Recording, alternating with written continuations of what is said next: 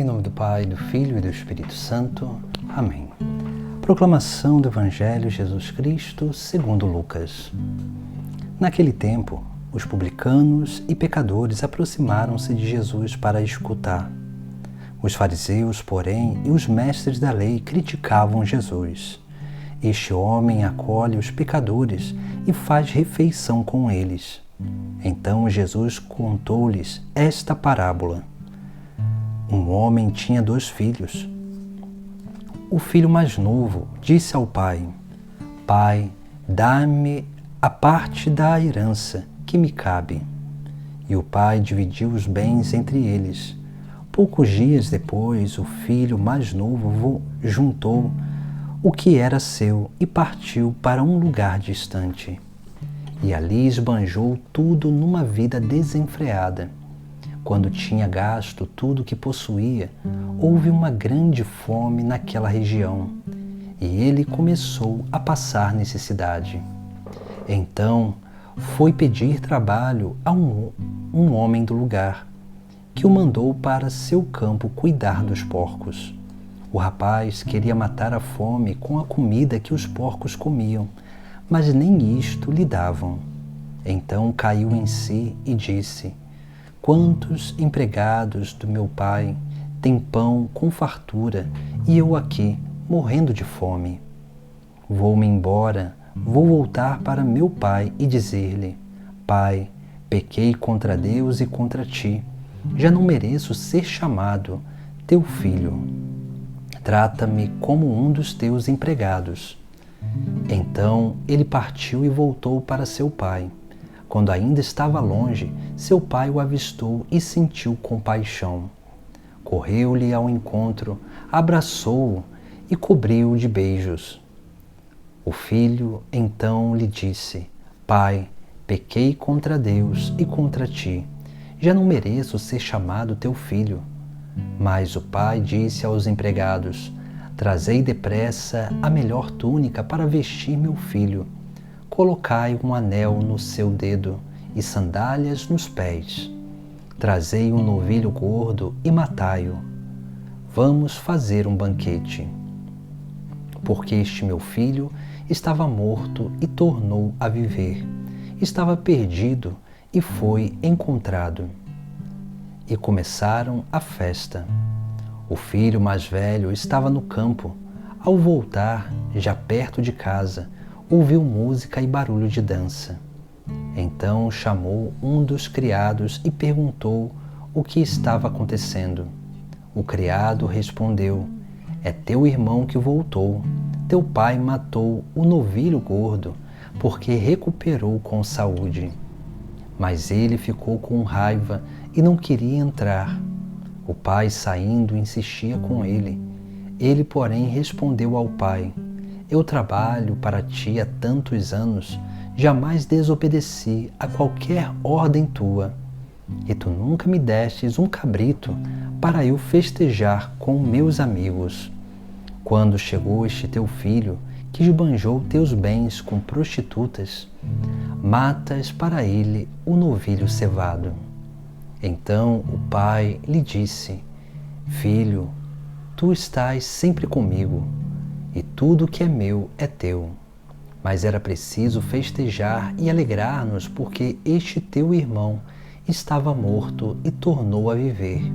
Estava perdido e foi encontrado. Palavra da salvação. Hoje, nesse 4º domingo da Quaresma, onde nós celebramos essa etapa da vida quaresmal, que nós estamos se aproximando já da Páscoa, nós somos chamados a refletir e fazer um exame de consciência sobre os efeitos do pecado na nossa vida, mas também os efeitos do perdão de Deus na nossa vida. É isso que nós vemos no Evangelho de hoje. Veja que aqui nós temos a figura desses 2 irmãos, um mais novo e um mais velho, porque Jesus na parábola ele faz questão de dizer que era o filho mais novo que pegou tudo, pediu a sua herança e foi para um lugar distante. Aqui nós vemos o que? Essas duas imagens representam a imagem daqueles que são movidos por certas paixões. O primeiro, o filho mais novo, movido pela paixão, né, do desejo de prazer, desejo de satisfação corporal. E o outro era movido pelo desejo de ter, pela ganância. E é isso que nós vemos no texto sagrado de hoje. Nesse primeiro filho, aqui nós temos, né, nesse relato, né, dessa história, desse fato acontecido com ele, nós temos aqui justamente os efeitos do pecado na nossa vida.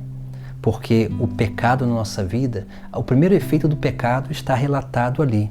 Quando aquele filho, ele diz ao pai: Pai, dá-me a parte da herança que me cabe. Quando ele diz isso, ele é como se estivesse dizendo ao pai: Pai, você para mim não existe, você morreu e deixa eu viver a minha vida. Porque um pai ou alguém só distribui a herança quando uma pessoa morre. E aí aquilo que ela, depois da sua morte, aquilo que ela deixou, ela entrega, deixa, né, para os seus filhos, para os seus parentes. Para esse filho aqui, o pai para ele tinha morrido. É assim que o pecado faz na nossa vida. O pecado faz com que a gente vá matando a nossa fé e a consciência da presença de Deus na nossa vida. E é por isso que aqui nós vemos justamente isso, né? O pai aqui é a imagem de Deus, onde o filho que somos nós, muitas vezes por estar apegados a um vício, a um pecado, nós fazemos isso. Nós vamos matando Deus dentro de nós e começamos a viver uma vida desordenada, desenfreada, fazendo aquilo que nós queremos, viver do nosso jeito. E é isso que esse filho aqui faz. Ele vai para um lugar distante e vai gastar a sua fortuna numa vida desenfreada. Esse é o segundo efeito. Uma vida que não tem, não é responsável. Uma vida que a pessoa ela busca somente as suas satisfações. E assim, essa pessoa ela não consegue viver uma verdadeira liberdade dos filhos de Deus. Uma liberdade com responsabilidade, mas ela vive uma libertinagem, onde ela vai vivendo e experimentando tudo aquilo que ela quer, mas ela não assume as responsabilidades daquilo que são os efeitos das suas atitudes.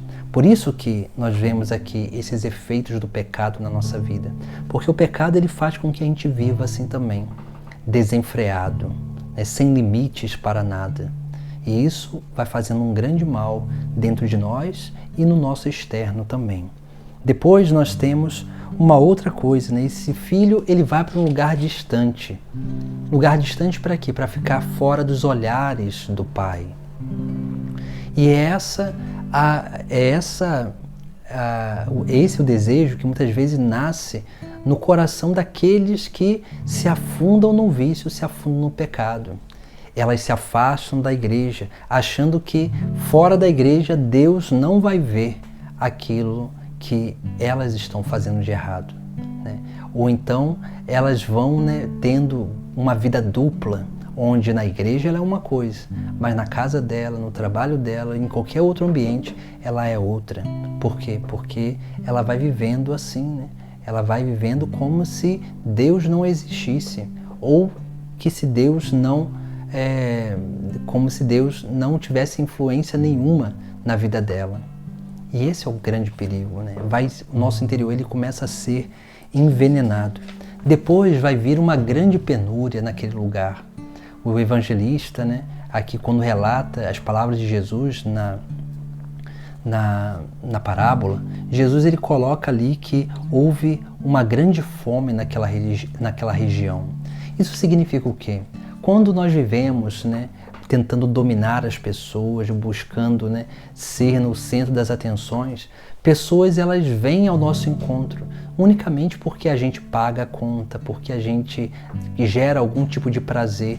E aí essas relações elas se tornam relações mercenárias, porque elas são relações que não edificam ninguém, só depreciam.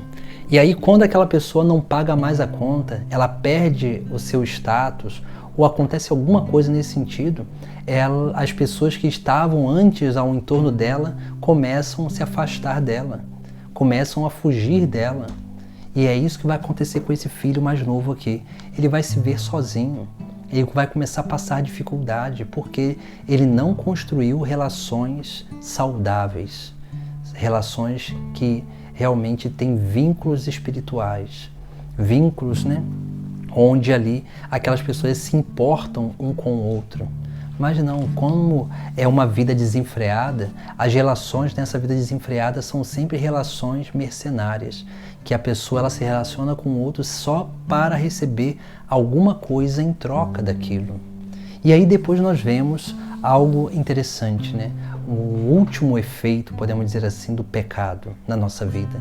Porque esse homem, passando dificuldade, ele vai buscar, né, emprego, e ele vai chegar a um homem da região, e aquele homem da região vai enviar ele para cuidar de porcos. Veja que Jesus está falando essa parábola para os mestres da lei, para os fariseus. E cuidar o porco, né, para esse povo, né, para os judeus, é um animal impuro. E cuidar de porcos é justamente o que? Uma humilhação total. E é justamente isso que acontece com a nossa vida. Quando nós estamos envoltos a um vício, quando nós não conseguimos nos libertar de alguma coisa, de algum pecado, de algum vício, é isso que acontece. A gente vai sempre voltando na sujeira. É a mesma coisa que acontece com os porcos. Quem cria porco sabe como que é. Lava o chiqueiro pela manhã, mas você dá 5, 10 minutos, o chiqueiro está todo sujo novamente. Porque o porco vai lá e rola na lama, rola na lavagem, faz uma sujeira. Então não adianta muita coisa lavar porco. Por isso que o pecado ele faz isso com a gente.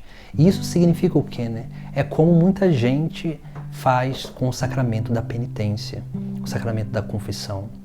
Porque há muita gente que busca a confissão só para comungar. E esse não é a intenção verdadeira para a confissão. A verdadeira intenção para a confissão é sim porque nós ofendemos a Deus e queremos nos reconciliar com Deus. Por isso que aqui nós vemos, né, cuidar de porco é o quê? É estar sempre sujo, sempre sujo. E tem muita gente que vem à igreja, confessa o seu pecado, mas já idealizando o dia, a forma, o lugar para cometê-lo novamente. Porque, na verdade, essa pessoa, ela não está arrependida do seu pecado.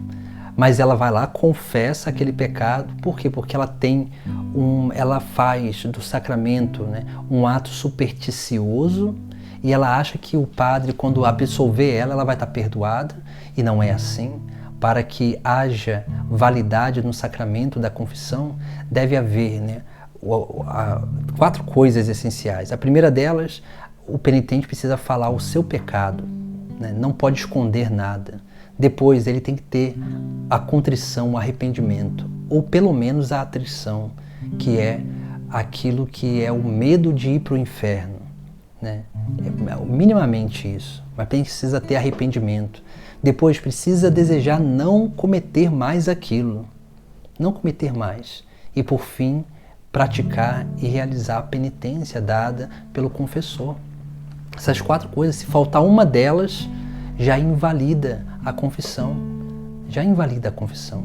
Infelizmente, tem muitos que buscam os nossos confessionários com essa mentalidade. Elas confessam unicamente para comungar, né? O atendimento de confissões nas paróquias deveriam ser de segunda a quarta, né? Segunda, terça e quarta só. Porque tem gente que chuta o balde no pecado de segunda a sexta, sábado vai no confessar e aí só para comungar no domingo. E aí ele precisa confessar só para ter um conforto psicológico de tranquilidade de consciência que ela confessou, então ela pode comungar. É isso que muita gente faz, infelizmente. Por isso nós precisamos aprender, né, a fazer um bom exame de consciência, para chegar diante do sacerdote e confessar os nossos pecados realmente, né, com sinceridade e liberdade, né? Porque se a gente errou, a gente precisa ser responsável por aquele erro. E assim a gente vai, né, dando passos cada vez mais na nossa vida de crescimento espiritual e de libertação desses vícios, dessas mazelas que assolam a nossa vida e atrapalham a nossa convivência com o próximo. Por isso que nós vemos no texto sagrado algo muito importante na nossa vida, né? Nós vemos no texto sagrado ali como que aquele filho que, graças a Deus, se arrependeu, mesmo veio pela dor, né? E aí ele vai ali, né, meio que ensaiar, né? Dizendo, pensando consigo, né? Quantos empregados do meu pai têm pão com fartura e eu aqui passando fome? E aí depois ele pensa consigo, vou-me embora, vou voltar para a casa do meu pai e dizer-lhe, pai, pequei contra Deus e contra ti, já não mereço ser chamado teu filho, trata-me como um dos teus empregados. Veja, esse rapaz, ele se arrependeu das suas atitudes. E aí quando ele está voltando, né? Olha só, isso aqui é o exame de consciência, a preparação da nossa confissão sacramental. Porque quando ele teve, né, ali, né, esse arrependimento e fez o seu exame de consciência, ensaiou aquilo que iria dizer diante do Pai, assim também a gente, quando a gente faz o nosso exame de consciência, anota os nossos pecados e vai diante do sacerdote e diz, eu fiz isso. A gente vai dizendo o nosso pecado para que nós possamos ser absolvidos, libertos, né, daquilo que nos assola. E aí nós vemos aqui justamente isso que esse rapaz fez.